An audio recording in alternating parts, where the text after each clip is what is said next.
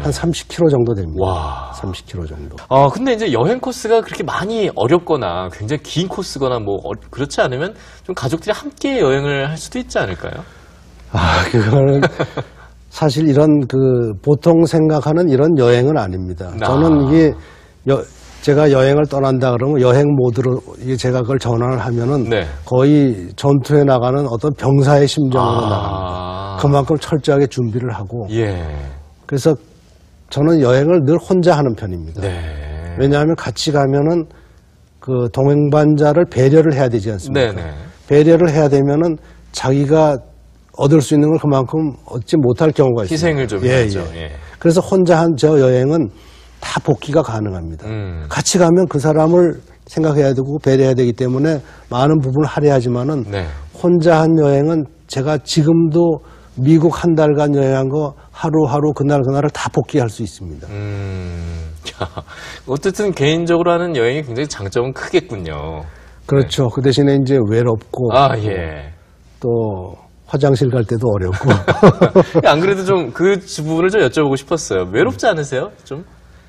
굉장히 외롭습니다. 그래서 이 자전거 네. 여행은 저는 이제 길과 바람과 고독과의 투쟁 이렇게 세 가지로 하는데 네. 길이란 어떤 하나 이제 주어진 우리가 가야 할 시간 이런 겪어야 될 과정이고 바람은 외부의 환경, 비바람, 그다음에 뭐 날씨, 그다음에 세 번째로 고독입니다. 혼자서 이걸 헤쳐나가야 되는 이런 그 과정이기 때문에 저는 네. 그래서 이 자전거 여행이 우리 삶의 축소판이라고 생각합니다. 우리 삶을 축소해 놓은 거. 네. 그래서 우리나라 나태주 시인의 행복이라는 시가 있습니다. 네. 아주 짧은 시인데 네. 저녁이 되면 돌아갈 집이 있어야 하고 외로울 때는 혼자 부를 노래가 있어야 되고 괴로울 때는 생각할 사람이 있어야 된다. 이 세 행의 시인데 네. 제가 자전거 여행하면서 늘 그런 걸 느낍니다. 외로울 때는 혼자서 특히 이렇게 아주 단조로운 길, 하루 종일 달려도 4위가 지평선인 길, 이런 길을 달릴 때는 혼자서 노래를 많이 합니다. 노래는 잘 못하지만 뭐 옛날 군가도 부르고 예. 별별 노래 다 부릅니다. 네, 알겠습니다. 뭐 그동안 이제 여행을 다니시면서 이렇게 뭐 힘든 일도 있겠지만 혼자 여행하니까 예. 또 즐겁고 굉장히 인상적이고 아름다운 기억들 분명히 있을 것 같은데요. 어떤 게 제일 많습니다. 기억에 남으세요? 예. 저는 길을 택할 적에 주로 네. 해변길을 많이 택합니다. 제가 바다를 특별한 좋아하고 이유가 예, 바다를 좋아하고 네. 해변은 또 길 찾기가 우선 쉽습니다. 동서남북이 뻔하기 때문에. 예. 그리고 해변가에는 보통 이제 캠핑을 할 수가 있습니다. 그래서 캠핑을 할 수 있다는 건 근처에 화장실이 있다는 얘기예요. 네. 그러니까 용무도 보고 네. 그다음에 간단한 샤워도 할 수 그렇죠. 있고 밥도 해 먹을 수 있고 텐트도 칠 수 있고. 예. 그래서 그 해변길을 선호하는데 그런 길이 굉장히 아름답습니다. 네. 특히 지중해 길, 그다음에 아까 얘기한 서부해안길, 예. 시애틀에서 샌디에고 길. 네. 그 길도 미국에서 우리나라 7번 국도, 강릉에서 경주처럼 미국 사람들이 가장 선호하는 드라이브 코스입니다. 그렇군요. 예. 그런 데를 이제 자전거로 달리면은 예. 참 이제 멋있는데 그보다 중요한 것은 이제 그 중간에 일어나는 일들입니다. 그래서 어떤 일들이 있나요? 한 번은 뉴질랜드에서 밤중에 제가 길을 잃었습니다. 예. 지도상에 틀림없이 여기 조그마한 도시가 있어가지고 예. 거기 캠핑을 하려고 마음을 먹었는데 그게 나타나지가 않는 거예요. 아이고. 그래서 해는 어두워지고 근데 어두워지면 자전거를 탈 수가 없거든요. 예. 라이트는 있지만 굉장히 위험합니다. 그래서 제가 자전거를 세워놓고 네. 그 소위 히치하이킹을 했죠. 네.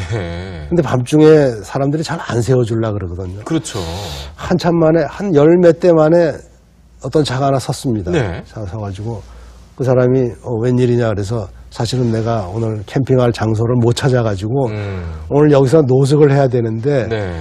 근처에 근처에 가까운 뭐 모텔이라든지 뭐 B&B, 네. 베드 앤 브렉파스트가 예, 있냐고 예, 예. 물어보니까 알겠다고 이제 태워주겠다 그러는데 자전거에 짐이 많으니까 예.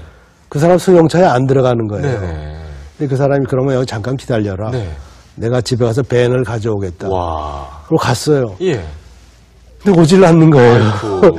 30분이 지나고 1시간이 지나도 다른 차가 이렇게 쓸라 그러는데 저는 그 사람하고 약속 때문에 예. 그냥 보내고 거의 뭐 아주 어두워졌습니다. 10시 다 됐는데 예. 그분이 이제 드디어 나타났어요. 약속을 지키셨군요. 예, 지켰습니다. 예. 집에 가니까 밴에 문제가 좀 있어가지고 고치느라고 늦었다. 야. 그러면서 이제 제 자전거를 싣고 네. 근처에 이제 베드앤브렉파스트로 이제 안내를 해주고 예. 그 제가 그래서 참 고맙다고 말이죠. 네. 그 주소라도 알려달라. 네네. 그러니까 괜찮다고. 음. 네가 나한테 받은 이런 고맙다고 생각되면은 다른 사람한테 베풀면 되지 않느냐. 네. 그런 말을 했을 때, 그래서 참 제가 길에서 느낀 제가 말하는 여행지 철학, 예. 길 위에서 느낀 철학인데 저는 그런 많은 고마움을 받고 또 그거를 다른 사람한테 베풀고 또 그 사람은 또 다르게 베풀고 네. 이렇게 해서 이 세상이 돌아가는 것 같습니다. 그렇군요. 예. 여행하다 보면 이렇게 좀 뭐 계획한 대로 안 이루어질 수도 있고 하지만 언제가 제일 좀 행복하고 좋으세요? 뭔가 좀 착착 들어맞을 때 아니면 어떨 때일까요? 여행할 때? 저는 예. 세상 사는 것도 그렇지만은 여행 운이라는 게 있어야 된다라고 아. 생각해요. 여행을 떠나면 그 운이 따라야 되는데 예.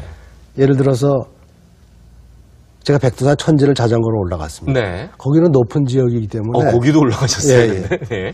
예, 그 이도베카 얼타우바이에서 예. 그 천지까지 자전거로 야. 올라갔는데 네.